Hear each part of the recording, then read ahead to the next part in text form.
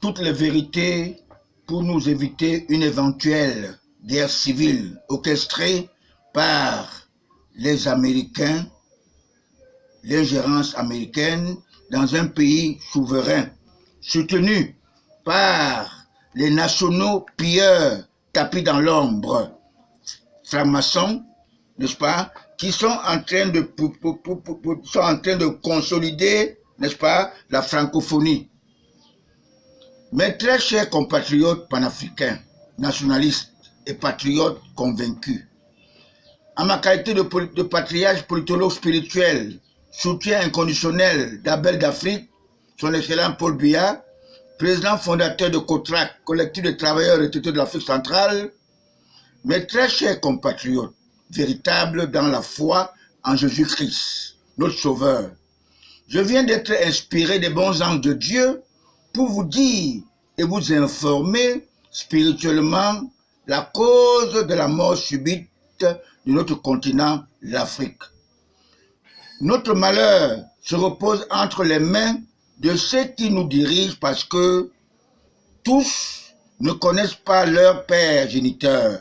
On dirait qu'ils sont des enfants adultérins. Ils sont tous des enfants cotisés qui s'égarent dans les sectes franc-maçonniques. J'ai cru et je suis convaincu que c'est la mère seule qui connaît le père de son enfant, parce qu'elle est la mère de l'humanité. Pour preuve palpable, je connais que le père de notre champion de toute catégorie, devenu Abel d'Afrique, Paul Biya, fut catéchiste dans notre église catholique romaine et il est né le 13 février 1933 à Vomeka.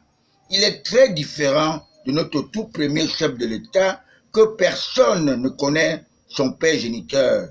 Peut-être son ami, le feu Sarki Fada. Comme nous sommes dans la zone CEMAC, je connais aussi que le père du président Denis Sassou Nguesso fut chasseur et qui habite par les bons anges de Dieu pour chasser tous les conseillers toxiques occidentaux, n'est-ce pas, dans son pays. Vous devez le savoir. Alors, au Congo-Brazzaville, il connaît bien le Cameroun. Mes très chers compatriotes, hier ou avant-hier, le 18 octobre 2019, j'ai assisté à la journée nationale de l'orientation de la vie scolaire dans notre pays. J'étais invité au lycée bilingue de Neubel. Tous ces apprenants, ces enseignants m'ont prouvé leur dynamisme, leur développement dans un contexte très élevé de patriotisme, qui m'a amené, à ma qualité de politologue spirituel, de dire qu'aucun des intervenants n'a raté sa vocation d'être éducateur. Tous les thèmes ont été bien abordés d'une manière très positive. J'ai beaucoup apprécié l'intervention du surveillant général, le professeur Assola, qui m'a rappelé la bonne maîtrise de la pédagogie quand je fus maître dans le primaire, sorti de l'école Saint-Jean-Bosco chez le père Rio en 1972, à l'âge de 23 ans. Je suis pour dire, à ma qualité de politologue spirituel, gardez tous votre mal en patience. Les bons anges de Dieu réveilleront notre Père de la nation malgré sa colère.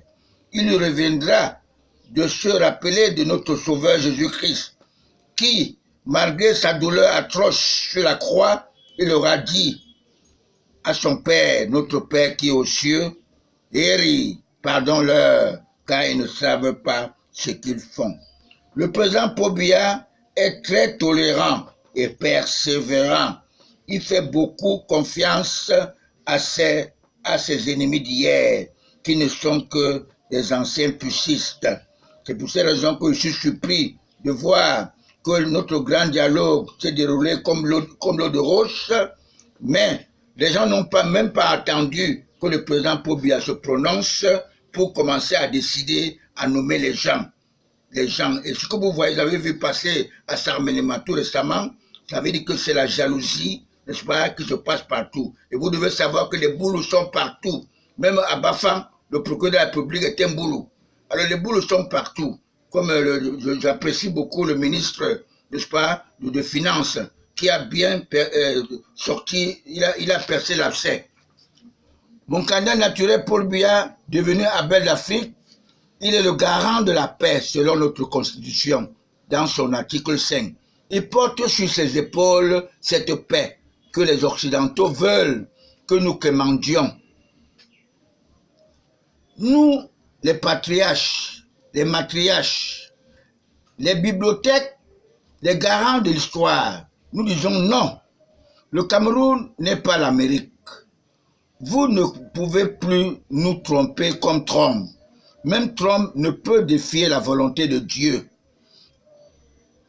Je suis très ému en bien de voir que tous les postes de conseillers d'orientation dans nos lycées sont confiés au sexe féminin, nos femmes qui connaissent la valeur humaine, parce que c'est elles qui procréent, c'est elles qui portent chacun de nous dans son ventre pendant 9 mois. Mais moi, qui suis appelé à dédouaner le président Paul Biya, j'ai passé 12 mois dans le ventre de ma maman.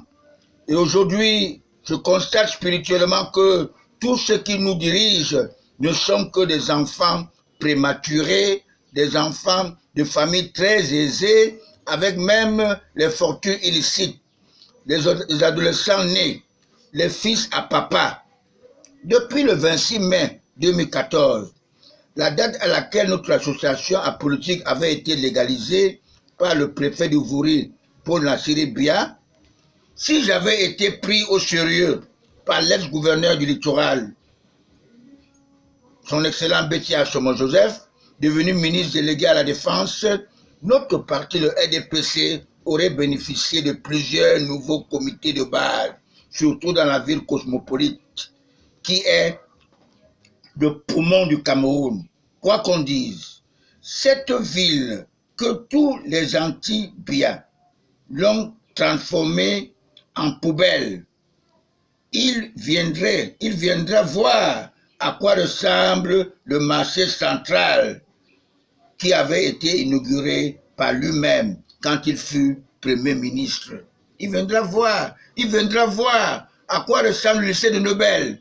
Ce lycée qui a vu, n'est-ce pas, qui a vu notre première dame, Jeanne Irène, elle est là, elle a été, n'est-ce pas, elle fut vraiment élève au lycée de Nobel avec Changa Delphine. Alors toutes ces choses-là, vous devez savoir à quoi ressemble ce grand lycée de Nobel. Le président Paul Biya verra ça avec la voiture qui s'est offerte.